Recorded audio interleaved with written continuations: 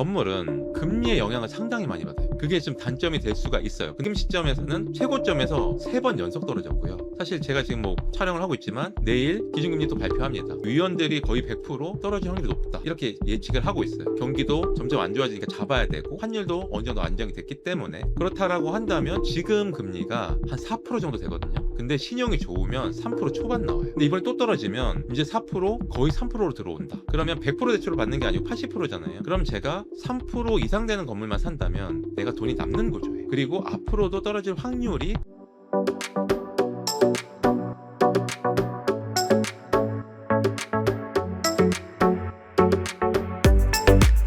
많은 사람들이 아파트 투자를 많이 하시는데 건물 투자에 차이가 있을까요? 부동산 안에 보면은 주거형 부동산, 상업용 부동산 이렇게 나뉘는데, 이제 주거를 이제 아파트로 생각을 하고 이제 상업용 이제 건물 이렇게 비교를 했을 때, 일단은 첫 번째로는 아파트는 필수제입니다. 필수제다 보니까 수요가 많아요. 가격이 정말 뭐 하락장이 아니면 아주 심하게 떨어지지 않습니다. 왜냐면 실수요자가 계속 있기 때문에 누군가는 어디서 살아야 되잖아요. 그래서 환금성, 돈으로 바꾸는 환가 가능성이 높습니다. 건물은 매수 수요층이 필수제가 아니기 때문에 떨어지기 때문에 황금성이 낮아요. 이게 장단점이 하나 있습니다. 1차적으로. 그래서 사람들은 집에 대한 우선순위를 더 많이 두고 있는 거고, 근데 건물은 내가 많이 팔고 싶을 때 팔기가 어려울 수 있어요. 그래서 이거를 황금성이 떨어지는 부분을 잘 해칭을 해야 된다라는 부분이 첫 번째로 있고, 주택 같은 경우에는 필수제이기 때문에 나라에서 여러 가지 규제들을 많이 합니다. 너무 많이 떨어져도 안 되고 너무 많이 올라도 안 되기 때문에 상황에 맞춰가지고 규제를 해요. 그러면 규제라는 것은 지금의 현재 상태에서 바뀌는 거잖아요. 그러면 사실 예측하기 어렵습니다. 투자를 하는 목적에서 봤을 때. 그래서 많은 부분들이 뭐 다주택 포지션으로 갔다가 지금은 그거 안 된다. 그래서 지금 많이 막아놨기 때문에 이제 집으로는 돈 벌 시대가 끝났다, 막 이런 이야기까지도 많이 하고 있고, 저도 이런 현타를 좀 많이 맞았었거든요. 원래 저는 주택 투자를 많이 했던 사람이에요. 그래서 그런 거를 좀 많이 이해를 하고 있고, 근데 건물 같은 경우에는 상업용이잖아요. 돈을 벌어야 되고 경제랑 관련된 겁니다. 그렇기 때문에 여기에다가 여러 가지 규제를 크게 하지 않아요. 오히려 거래량이 많아질수록 취등록세가 많이 발생이 되고 나라에서는 세수가 늘어납니다. 그런 부분이 있어서 어느 정도 예측을 할 수 있는 투자예요. 크게 변하지가 않으니까. 그리고 주택 같은 경우에는 첫 주택은 7, 80% 나오겠지만 여기에서 2주택을 가거나 하면 아예 대출이 안 나오거나, 그리고 주택도 뭐 고가 주택 같은 대출이 많이 안 나옵니다. 결국 내 돈이 좀 많이 들어가야 돼요. 근데 건물 같은 경우에는 매매가보다 감정평가 금액이 높다면은 거의 서울 같은 기준, 서울 기준으로 7, 80% 정도가 나옵니다. 그러면은 내가 같은 10억짜리라고 하더라도 얘는 50% 나오면 5억 들어가는데 얘는 2, 3억밖에 안 들어가죠. 그러니까 내가 시작을 할 때 돈이 적게 들어간다, 그런 장점이 있고, 갑자기 폭등을 했을 때 아파트는 규제를 하지만 여기는 그렇게 심하게 규제를 하기가 어렵습니다. 그래서 올라가는 폭이 상당히 높을 수 있죠. 반대로 뭐 떨어지는 폭이 높을 수도 있고, 그리고 건물은 금리의 영향을 상당히 많이 받아요. 여긴 규제의 영향을 받는다고 하면 여긴 금리입니다. 건물 투자의 기본은 내가 대출을 받아서 건물을 매입을 하잖아요. 그러면 그 이자를 어떻게 낼까요? 월세를 받아서 내겠죠. 대출을 받아서 내는 금리 있잖아요. 이 금리를 비교해서 투자자들은 투자를 하는 겁니다. 건물을 매입을 했는데 수익률이 3%예요. 예를 들어 100억짜리 건물이면 1년에 3억의 수익률이 생기는 거예요. 임대료가 1년 수익률로 하거든요. 3억이야. 이건 3% 수익률입니다. 그런데 내가 1년 동안 내는 이자가 2억이야. 그러면 건물 투자 할까요, 안 할까요?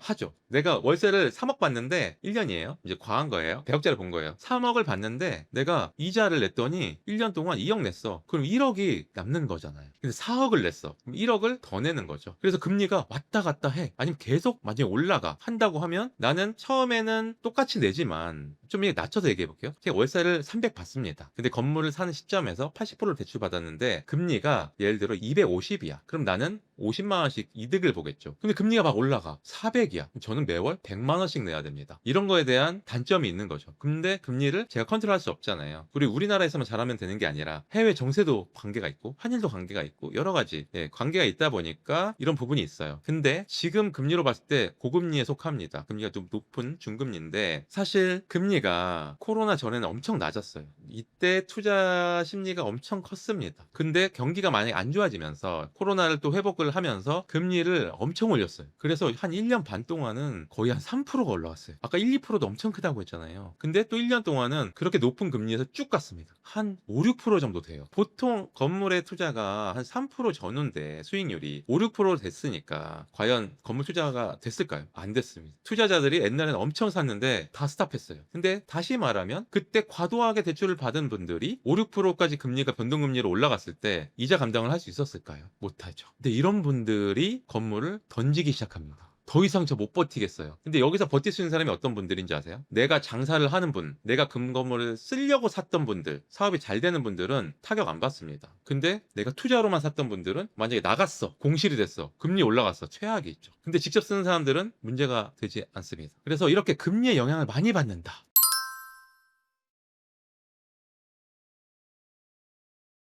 그게 좀 단점이 될 수가 있어요. 근데 지금 시점에서는 최고점에서 3번 연속 떨어졌고요. 사실 제가 지금 뭐 촬영을 하고 있지만 내일 기준금리 또 발표합니다. 거의 위원들이 거의 100% 떨어질 확률이 높다. 이렇게 예측을 하고 있어요. 경기도 점점 안 좋아지니까 잡아야 되고 그 다음에 환율도 어느 정도 안정이 됐기 때문에 그렇다라고 한다면 지금 금리가 한 4% 정도 되거든요. 근데 신용이 좋으면 3% 초반 나와요. 근데 이번에 또 떨어지면 이제 4% 거의 3%로 들어온다. 그러면 100% 대출을 받는 게 아니고 80%잖아요. 그럼 제가 3% 이상 되는 건물만 산다면 내가 돈이 남는 구조예요. 그리고 앞으로도 떨어질 확률이 더 높다라고 한다고 하면은 단점이 분명히 존재하지만 지금 시점에서는 공부하고 찾아봐야 되지 않을까? 이런 타이밍이라고 보는 거죠. 하나 더 얘기하면은 부동산의 가치를 올릴 수 있는 부분이 있습니다. 주택 같은 경우에는 전체적인 흐름으로 오르락 내리락 하잖아요. 20평, 30평 아파트예요. 근데 이거는 예를 들어 30평, 9평이라고 합시다. 그러면 그 지역마다 금액대가 딱 어느 정도 정해져 있어요. 같은 아파트에서 1층과 뭐 로얄층의 차이가 있지만 그게 큰 퍼센티지가 몇 천만 원 차이입니다. 아주 크지 않아요.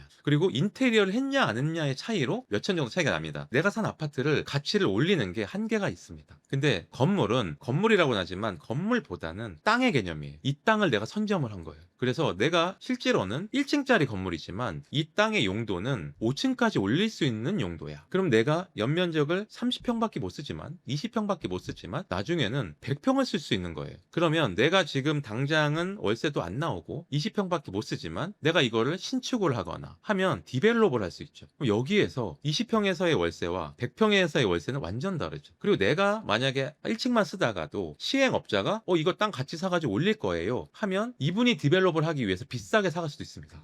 그리고 예를 들어 3층짜리 단독주택이야. 근데 내가 사서 용도 변경을 해요. 용도 변경을 해서 리모델링을 간단히 해가지고 뭐 익선동이나 연남동 가면 그런 거 많잖아요. 이렇게 디벨롭을 해볼 수 있는 거예요. 그런 것도 다 찍어보면 와 이게 10억짜리가 20억이 됐네? 이렇게 디벨롭 할 수 있는 거. 그리고 또 한 가지는 리스백 아까 얘기했잖아요. 내가 건물주인데 나갈 때 임대료를 좀 올려줘. 5년 동안 올려드릴게요. 이걸 확실하게 약정서를 쓰고 하면 수익률 기반으로 매매가는 산정되거든요. 그럼 금리가 올라가. 월세 더 올려드릴게요. 너무 좋잖아요. 그러면 여기에서 가치가 올라가는데 수익률을 3% 기준으로 했을 때 내가 월세 50만 원 올려주잖아요. 그러면은 이 매매가 기준 얼마가 올라간 줄 아세요? 2억이 올라갑니다. 월세 50만 원 올려주는데 2억이 올라가요. 왜 그러냐? 2억에 대한 3% 600이거든요. 12개월로 하면 50만 원이에요. 월세를 10만 원, 20만 원 이렇게 올려주는 것 자체가 건물의 가격이 그렇게 올라간다. 놀랬죠? 관점을 달리하니까 이렇게 보이는 거거든요. 그래서 이런 부분이 명확히 달라요. 그러면 뭐냐? 내가 플레이어로서 정말 잘하는데 그러면 여기서 환금성이 떨어진다고 했죠. 근데 이 부분은 사실 어쩔 수 없는 것 같아요. 그러니까 이 투자는 환금성이 떨어지기 때문에 정말 내가 팔릴 수 있을 때까지 기다려야 됩니다. 결국 금리가 떨어질 때까지 기다려야 되는 투자법이고 좋은 건 뭐예요? 건물이기 때문에 월세를 받아서 이자를 내야 되는데 공실 났어. 최악이잖아요. 그럼 내가 여기 장사해? 예를 들어 공실 리스크 없어지죠. 그리고 이미 싸게 샀어? 그럼 지금 사도 그 금액에 팔 수 있는 거잖아요. 그리고 내가 만약에 리스백을 해. 그리고 여기서 가치를 향상시켜. 그냥 그 이상으로 매각을 할 수 있는 거죠. 그리고 또 한 가지 그런 게 있습니다. 직접 쓰면 좋은 이유가 뭐가 있냐면은 내가 건물을 직접 쓰는 용도로 사면 뭐가 좋냐면 건물을 팔 때 보통 많은 부분 내가 직접 쓸 겁니다. 아니면 임대료가 낮기 때문에 명도해 주세요. 그러니까 세입자분들이나 이런 분들이 명도 막 당하고 갑질 당했다고 했잖아요. 근데 건물주 입장에서는 내가 좋은 금액으로 팔려면 사는 사람의 원하는 걸 다 맞춰줘야 돼. 내가 만약에 건물주면서 장사를 해. 그럼 어쩌죠? 사업을 해. 제가 바로 나갈 수 있습니다. 그리고 임차를 주면 사실 건물이 망가지는 경우가 있어요. 근데 내가 직접 보면 그때그때 관리를 하거든요. 보통 방치하기 때문에 안 좋아지는 거예요. 그러니까 이런 장점들이 있는 거죠. 그래서 장점과 아파트와 건물의 장단점이 있는데 결과론적으로는 단점이 분명히 있다. 하지만 내가 직접 쓴다고 하면 그만큼의 단점을